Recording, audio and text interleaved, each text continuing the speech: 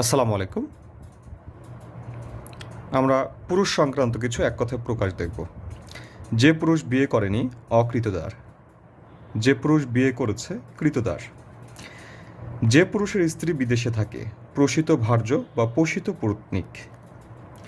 যে নারীর স্বামী বিদেশ থাকে তাকে বলা হয় প্রসিত ভর্তিকা।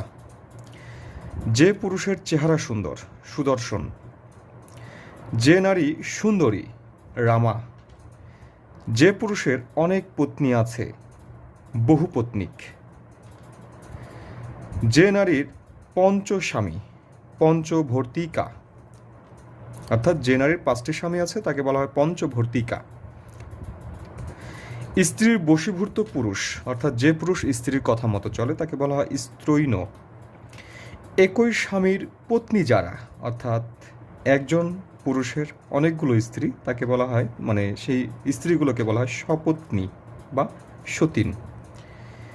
স্ত্রী সহ বর্তমান যে পুরুষ তাকে বলা হয় সপত্নীক। পত্নী সহ বর্তমান যে পুরুষ তাকে বলা হয় স্ত্রী সহ বর্তমান যে পুরুষ তাকে বলা হয় সস্ত্রীক।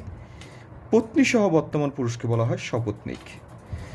যে পুরুষ প্রথম স্ত্রী জীবিত থাকা সত্ত্বেও দ্বিতীয় দ্বার বা স্ত্রী পরিগ্রহ করেছে বা গ্রহণ করেছে তাকে বলা হয় অধিবেত্তা।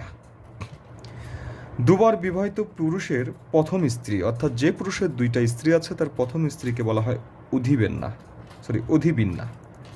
ধন্যবাদ সবাইকে।